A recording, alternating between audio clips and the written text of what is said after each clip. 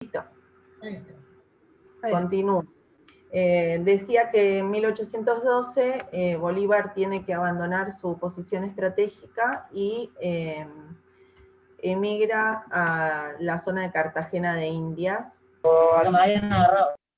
¿Se escucha? Sí, sí. Ah, bien. Se escuchó otra cosa, no sé qué fue, pero bueno, adelante. Bueno. Luego ya en Cartagena de Indias, General Bolívar comienza a gestar su nueva campaña libertadora, ¿no? Tiene una característica de su personalidad, que tuvo una vida muy, muy dura, marcada por la tragedia, tanto en su familia como en sus relaciones amorosas, porque él se casa muy joven estando en España, y al llegar a Venezuela con su mujer, la pierde a los 3 meses por una fiebre amarilla. Bueno, es un dato anecdótico. Él retoma la campaña libertadora y de allí surge la campaña Admirable en 1813-1814, donde nace lo que es conocido como la Segunda República Venezolana. Para contrarrestar este avance de los patriotas, el gobierno de España, digamos que contrata los servicios del general Boves, que era un general español a cargo de unos llaneros, que digamos eran personas eh, sin ningún tipo de formación, gente que vivía en el llano, vaqueros, eh, que bueno, tenían resentimientos con la élite que representaba, digamos, o con la que veían representada a Bolívar. Entonces, hubo varios enfrentamientos que fueron muy sangrientos, y en estos enfrentamientos ganan los llaneros, y el ejército patriota tiene que retroceder, quedando devastado. Así es como Bolívar se exilia a Jamaica en el año 1814. Allí en Jamaica escribe una carta que es muy famosa, en la cual él declara que va a seguir luchando por la causa independentista, por liberar el territorio de Nueva Granada, y viaja luego a Haití en busca de apoyo, en el cual se encuentra con el presidente haitiano, el cual le presta su apoyo económico a cambio de la promesa de Bolívar de que al lograr la república y la independencia, emancipe a todos los esclavos. Y así, bueno, es que Bolívar regresa a territorio de Nueva Granada, ya con barcos y con un ejército un poco más profesional. Para 1813, Fernando VII retoma al trono español y envía una campaña de 10.000 hombres, que fue la campaña más grande, para repeler las insurgencias de los ejércitos venezolanos, puntualmente por la posición estratégica geográfica de Venezuela, que es el territorio continental más cercano a la península ibérica, y está muy cerca de uno de los lugares estratégicos que tenía tomado el gobierno español con siempre ejército, que si no me equivoco mal son las Antillas. Bueno, a finales de 1816, la mayor parte, este ejército de 10.000 hombres viene a cargo del general Pablo Morillo. Y a finales de 1916 Nueva Granada estaba en manos realistas nuevamente. 1817 los patriotas obtuvieron una victoria en la ciudad de La Angostura, que fue muy importante, porque Bolívar llama de nuevo al Congreso y se vuelve a redactar la Constitución para seguir luchando por la institucionalidad de Nueva Granada. Digamos que él los enfrenta tanto en la batalla como sigue trabajando en la parte política para avanzar desde ese punto también, ¿no? Para no quedar rezagado desde la mirada de la institucionalidad de Nueva Granada. Bueno, todo el proceso que involucra la independencia de Venezuela, Colombia, Panamá también luego se une al proyecto de Simón Bolívar de la Gran Colombia.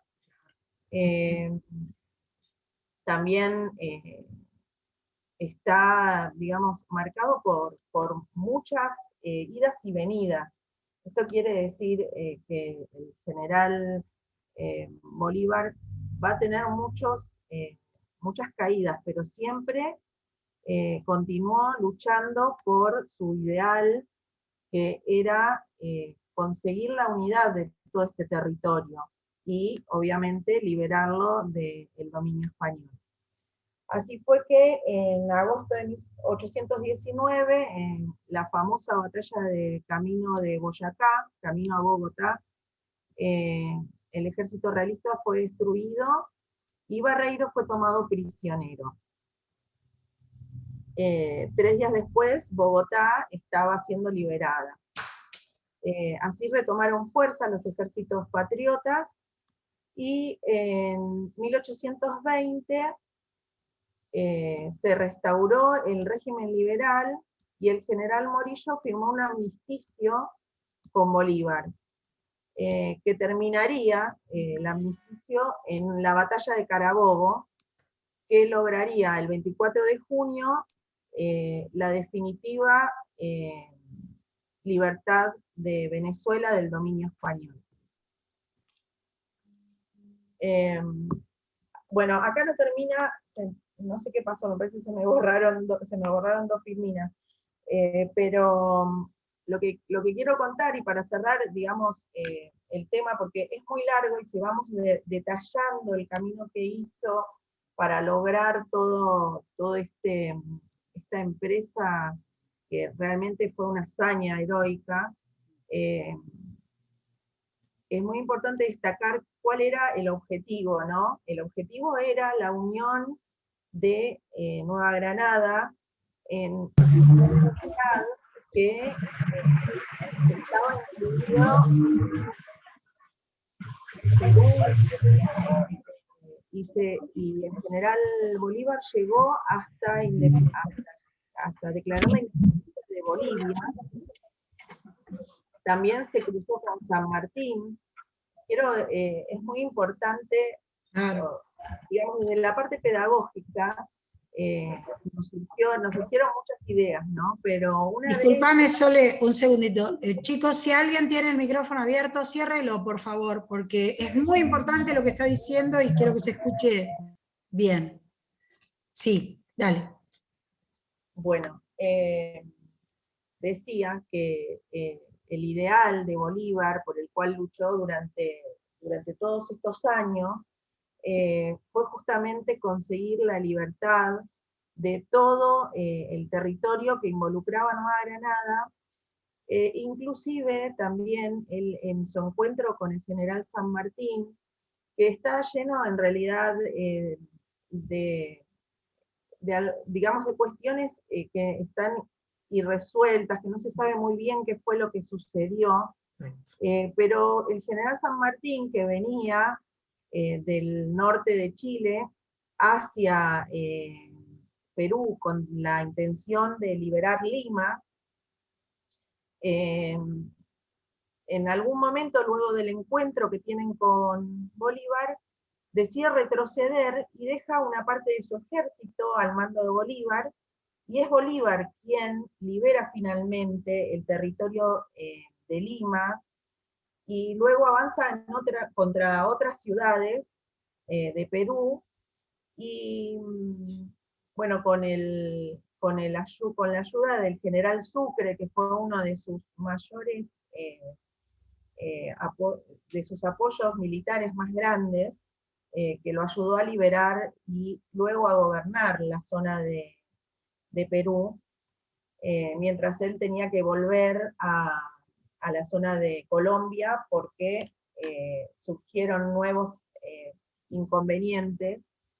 Quiero decir que la hazaña que hizo este hombre, realmente yo no la conocía, pero cabalgó, o sea, pensemos que en esa época las batallas se daban a caballo, todos los kilómetros se recorrían a caballo, y creo que Bolívar debe haber dado varias vueltas al mundo con la cantidad de kilómetros que hizo, liberando tantos pueblos y tantos lugares de su amada patria, ¿no?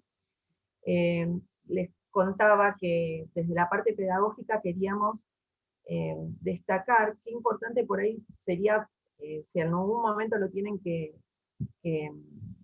hacer, trabajar con esta serie, con la serie de Bolívar, porque es al leer los textos académicos, y al haberla visto completa la serie, puedo asegurarles que es increíble la cantidad de detalles en la cual está la serie contando cosas que realmente sucedieron. Yo vi primero la serie y después estudié el tema, y realmente me sorprendí porque pensé, cuando miraba la serie, ay, lo están agrandando, esto no puede haber sido así, y resulta que sí, ¿no?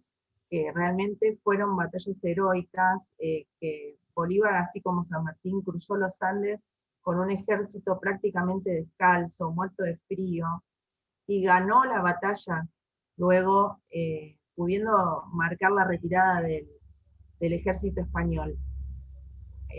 Realmente fue una hazaña realmente admirable, como su campaña, la campaña admirable.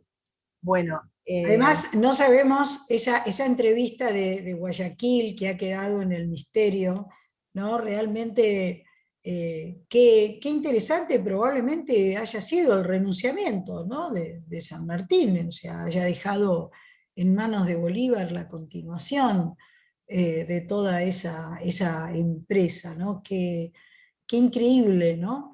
Cómo ahí, chicos, los sujetos sociales adquieren una representación realmente muy, muy significativa, ¿no? Vieron cuando nosotros decimos, bueno, y los contextos y la economía, y a veces nos enredamos en todos esos temas que son profundamente valiosos y nos permiten comprender, pero también es verdad que muchos sujetos sociales han cambiado de algún modo el curso de la trama de este proceso histórico, ¿no? Y eso también tiene que ser, como vos dijiste muy bien, ¿no? Esas empresas increíbles, bueno, que tienen que ver con estas personas y no con otras. Bueno, adelante, muy bien, Soledad, muy bien tu Bueno, exposición. Adelante. gracias. Continúa mi amiga, eh, así que, ¿estás lista? Oh, Sí, ¿están pasalo, todos? Sole. ¿Quién Ay, voy, sigue? ¿Quién sigue ahora? Camila Íbalo. Cami. Camila. Bueno, muy Sí. bien. Adelante, Cami. Voy a retomar un poquito el tema de la sociedad colonial. Esta sociedad colonial, como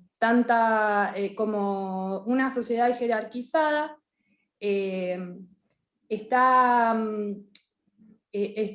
tiene como en su cúpula a los españoles, ¿no? Estos españoles venían de un antiguo régimen en donde para estar en la cúpula de la sociedad tendría que tener títulos nobiliarios, así también honores, fama.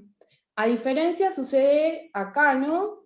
ellos llegan acá en las colonias, en donde son, primero que la procedencia de estos mismos viene de los sectores más bajos, muchos eran presidiarios, donde en su ciudad de origen nunca iban a llegar a poder tener un poder adquisitivo como sucede en las colonias.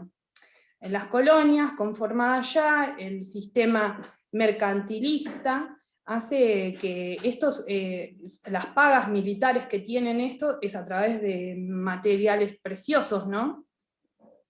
Lo cual hace acrecentar lo que es su riqueza, su poder adquisitivo. Lo cual esto va a determinar el estatus social que estos mismos van a tener. El ejemplo, por ejemplo, de Francisco Pizarro, que tiene un pasado latifundista, en donde su ciudad natal nunca iba a llegar a poder tener el estatus que acá llega a tener como conquistador, ¿no? En las campañas. Al mismo tiempo, tenemos después las diferencias entre las etnias, ¿no? Tenemos el sistema de castas, en donde en un principio este español y las diferentes etnias están separadas de manera...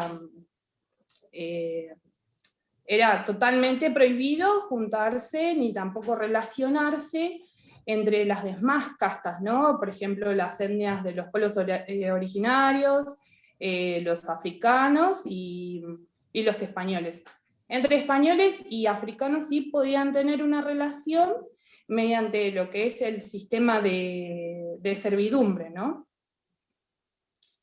Estas últimas diferenciaciones de lo que es el sistema de casta, los africanos, indígenas, en su momento, en este momento histórico, están determinados por un sistema, por razas, ¿no? Diferenciados entre sí por razas. Estamentos, estamentos claro, sociales. Sí. Estamentos, claro. Claro, esta diferenciación de razas que tienen se hace de manera peyorativa, ¿no? Segregacional. Si bien no existe un término biológico que diferencie a una raza, o sea, que determine que ciertos grupos humanos son de una raza u otra, es una construcción cultural que se mantiene en este momento histórico, ¿no? Exacto, Lo cual hace que la trama de significado, en este momento, estamos desconstruyendo esa trama de significado para volver a retomar y saber que no hay una diferenciación entre razas. Acá tenemos la diferenciación, por ejemplo, podemos ver entre criollos. Miren, perdón, Cami, fíjense, ustedes que hablaban de, que recién decía Sole, ¿no? Lo importante para trabajar en el aula, cómo justamente esta deslegitimación requiere ser trabajada en el aula, ¿no? Cómo a veces se naturaliza esa discriminación y bueno, este es el lugar, ¿no? Para trabajar ese tipo de conceptos y de tramas de significado. Estos son lo que llamamos contenidos significativos. Esto es un contenido significativo. Es aquel que puede entrar en la trama de significados, ponerla en discusión, en controversia, desarmarla y deslegitimarla, ¿no? Y ahí está la labor de ustedes. Como habíamos pensado, por ejemplo, habíamos propuesto cuando en el final de las conclusiones, poder dar una clase con los orígenes de la cumbia, ¿no? Un ritmo tan popular dentro de nuestro continente, claro, y poder empezar a hablar de los actores sociales que conformaron la cumbia, ¿no? Seguí con la estructura que vos le diste, simplemente lo retomé esto porque me pareció muy importante lo que dijiste. Adelante, bien, adelante, no te quiero cambiar la estructura que vos hiciste, seguí. Está bien. Bueno, dentro de estos, como decíamos, no podían estar en conjunto o sociabilizarse, ¿no? Si bien esto estaba determinado por la corona, al pasar del tiempo sí sucedió y se da el sistema de casta en donde tienen un desarrollo de descendencia entre criollos, mestizos, mulatos, ¿no? Que son la congregación entre diferentes etnias. En lo que es la descendencia del sector criollo, el hijo mestizo no heredaba nada, a tal punto de, por ejemplo, perder toda una herencia encomendada, que hay un caso puntual en donde el padre hereda todo a su mayordomo y no a su hijo por ser mestizo. En esto lo que hablamos, ¿no? de los derechos políticos y sociales, bueno, carece de esto. Sin embargo, el mestizo, por ejemplo, no está obligado a lo que es la paga, el tributo a la corona, como sí lo tenían los indígenas y los demás actores del último sector social. Bueno, como decía, esta construcción, esta es una construcción jurídica e ideológica, ¿no? Asentada en diferencias raciales y étnicas para sostener un estatus social dentro de los individuos, dentro de la sociedad colonial. Ahora sí, Sole, ¿me puedes pasar la próxima filmina? Bueno, acá vemos una imagen bien diferenciada de cada uno de los actores, qué lugar toma, ¿no? Qué lugar tiene cada actor, ¿no? Vemos que los blancos están contando plata, mientras atrás vemos a los negros e indígenas trabajando, ¿no? Siendo explotados. Ahora sí, la próxima filmina, Sol. Ay, no veo bien. Bien. Como consecuencias, dentro de las consecuencias lo que tenemos nosotros somos las consecuencias políticas, diferenciamos las sociales y económicas, ¿no? Como consecuencias políticas tenemos, y políticas y sociales, tenemos los movimientos independentistas, liberales, como bien comentaban nuestros compañeros, ¿no? También tenemos como resultante una asamblea, una constitución, que con el pasar del tiempo van a pasar a conformar los estados nacionales, ¿no? Con una democracia representativa. O sea, van a pasar de un orden colonial a un orden con un pueblo soberano, ¿no? En las consecuencias sociales, tenemos como resultantes la abolición de la esclavitud, que luego, si bien se deja la abolición de la esclavitud, como comentaba Sole, que la relación de Haití, ¿no? Un poco del sector de los esclavos, en un principio cuando empiezan las revoluciones y los enfrentamientos, se propone a los esclavos incorporarse a las filas militares y a cambio tener su libertad, ¿no? También lo que comentaba en cuanto a la relación regional del presidente de Haití, le otorga el apoyo, pero a cambio quiere que se libere todos los esclavos también, ¿no? Es como un punto que como que diplomática. le suma a, no sé si dentro del proyecto estaba la abolición de la esclavitud, sino que vino como consecuencia también, ¿no? Claro. Si como bien que se les impone, ¿no es cierto? Todo esto. Claro. Muy bien. Muy claro. bien. Decíamos que se aboliciona la esclavitud, pero con la conformación de los estados nacionales, y vamos a tener el incremento del trabajo rural, ¿no? Que va a pasar a ser asalariado. Y ya para 1869, todavía el 70% de la población va a ser basado en el trabajo rural, ¿no? Después tenemos la abolición de castas, se proclama la distinción de raza. Esto sucede después igualmente, como decíamos, después de una degradación de etnias, resultante de los modos de explotación, ¿no? Y también tenemos una disgregación, tenemos la abolición también tributaria, ¿sí? Que con el pasar del tiempo y la conformación de los estados nacionales va a conllevar, de alguna manera, entre comillas, a los estados nacionales a la expropiación de las tierras, ¿no? Ya que va a tener un desvaciamiento fiscal sin tributos. En las consecuencias económicas continúa la crisis ya que el cambio liberal después continúa en esta dependencia económica, ¿no? Y después tenemos, va a pasar de una hegemonía colonial a una hegemonía de élites, ¿no? Ya que los grandes terratenientes y burgueses van a pasar a conformar parte de la cúpula económica y social.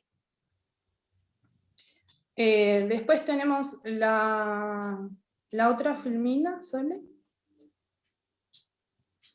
Las conclusiones finales, queríamos trabajar con los compañeros un poco esto que hablábamos ayer con la profe, de qué pensamos y qué conocemos por qué es una revolución.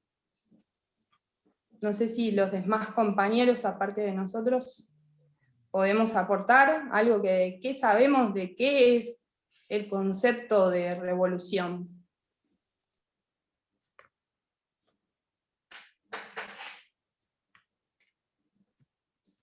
No hay nadie para. Bueno.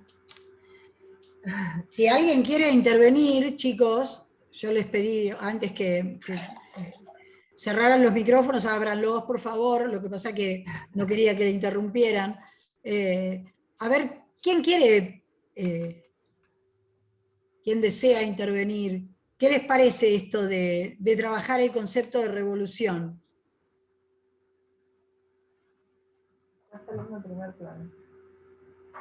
La intención es poder conceptualizar entre todos lo que es una revolución, ¿no? Porque todo este tiempo venimos trabajando la revolución y sin embargo no sabemos qué conlleva la misma, ¿no? Y poder sacar nuestras propias conclusiones individuales de cada uno en esto en cuanto a las revoluciones latinoamericanas. A mí puntualmente puedo decir algún comentario que quise agregar recién y no te quise interrumpir tampoco. Sí. Que tenía que ver con esto de las consecuencias económicas. En el texto de Leslie Bettel se nombra entre las consecuencias económicas el tema de la fuga de capitales, ¿no? Porque, ¿qué pasa? Al retirarse todos los españoles nativos de la zona de Nueva Granada, estamos hablando Venezuela, Colombia, Ecuador, Panamá, Muy bien. Claro, no se pueden llevar consigo los territorios, las tierras, las cuales, como dijo muy bien Camila, después son expropiadas por los gobiernos para entregar, muchas veces en forma de pago a los militares que habían participado de las campañas, muchas veces sin ganar ningún sueldo, ni absolutamente nada, entonces se los retribuía con tierras. Pero ¿qué hicieron? Se llevaron todo el oro y toda la plata que pudieron. Entonces se generó una fuga de capitales que creo que hasta el día de hoy, de alguna manera, se sigue pagando, ¿no? Exactamente. Esta deuda. Yo estaba leyendo un artículo, como vos decías, Sole, decía que, por ejemplo, la deuda más grande que tiene el país que lo tiene es Colombia hoy en día, que siguen pagando esa deuda. Dice, si bien Venezuela tiene una gran parte, Ecuador también, pero la mayoría de la deuda la tiene Colombia, que no la pueden pagar porque dice que se llevaron más o menos más de 8 millones de toneladas de oro. Claro. Qué loco, ¿no? Esta cuestión, ¿no? De que hace tantos siglos, como dice León Gieco, tantos siglos igual, ¿no? Y algo que remarcar, también estuve buscando cuando estaba tocando este tema de la minería, es que hoy también se sigue dando la minería ilegal en la parte norte de Colombia. Cuando estaba buscando información y decían cómo igualmente hasta el día de hoy no hay una conciencia por la tierra, porque se sigue explotando. De cómo la población muchas veces, varios vecinos venden sus propiedades en conjunto y eso ya la trabaja alguien y explota en el piso y sacan minerales. Hoy en día el gobierno está luchando con eso, el gobierno colombiano, en la parte norte. Cuando estaba buscando esto de tema de la información de la economía colonial y basado en la minería, cómo sigue repercutiendo. No hay conciencia para mí de cuidar la tierra. Después también, profe, podríamos agregar un poco del lugar de la mujer, ¿no? Dentro de la revolución, en Colombia sucede el caso, por ejemplo, de Manuela Sanz, que es algo como para comparar algo parecido a lo que sucede con Juana Zurduy, donde si bien la historia vino retomando toda su historia como la amante de Simón Bolívar, hoy en día se retoma para volver a estudiarla desde lo que fue su cambio, ¿no? Claro, su acción, claro. Claro, comprendamos que en esa época, más allá de que seguramente como esta revolución son los sectores más altos de la sociedad quienes intervienen en esta revolución, más allá de eso, dejar su lugar de mujer que en esa época representaba, ¿no? Claro, claro. Y retomar un poco, dejando de lado esto de la historia de retomar la amante de Simón Bolívar, y claro, no quien fue realmente alguien claro, que se pone a luchar con armas y deja de lado el rol que debería haber desarrollado. exactamente. Muy bien, chicos, muy bien. Bueno, ¿hay algo más? No, si puedo aportar esto Sí, último, cómo no. en relación a lo que decía mi compañera Cami, el tema de problematizar en el aula también, el tema Perdón, del rol igual de las mujeres. nos volvemos a conectar, chicos, ¿eh? Sí, dale, Bueno, dale. el de problematizar el rol de las mujeres en ese momento, ¿no? Porque no solamente Manuelita Sáenz, eh, sino también tantas otras mujeres que participaron en la Revolución de Nueva Granada o en las otras, en la Revolución de Chile, en la Revolución del Río de la Plata. Siempre hay mujeres que, a ver, fueron dejadas de lado, pero hicieron la inteligencia. Muchas veces fueron las que, de hecho, el, el ejército español, hoy leía que ejecutó a una mujer que era la esposa de uno de los coroneles, no me acuerdo ahora puntualmente cómo se llamaba ella, miren cómo será, ¿no? Que no llegué, pero qué importante que es que el trabajo que hicieron, porque ellos en ese momento no existían las comunicaciones como ahora, entonces no sabían dónde estaba el ejército realista, por qué Páramo había subido, por qué Páramo estaba yendo, si venía un barco, con cuántos soldados, ese tipo de cuestiones eran muchas veces cuestiones de inteligencia que las mujeres, y muchas veces también en los prostíbulos, esto está contado en la serie, Claro. los soldados realistas bueno, iban a satisfacer sus instintos y les contaban a las mujeres qué era lo que iban a hacer en su trabajo, ¿no? Digamos, en las armas, y eso les permitió muchas veces a los gobiernos, perdón, ejércitos patriotas, adelantarse, ya que Bolívar, bueno, fue un gran estratega, también hay que decirlo, que no lo dije, pero es destacado su papel de estratega, una persona muy inteligente, que realmente logró todo lo que logró sin la ayuda de nadie, o los apoyos que tuvo, que ya se comentaron, pero quiero decir, se puso al hombro la patria, y realmente lo logró. Muy bien, chicos, muy, muy bien. La verdad que una exposición muy, muy buena. Vamos a ver.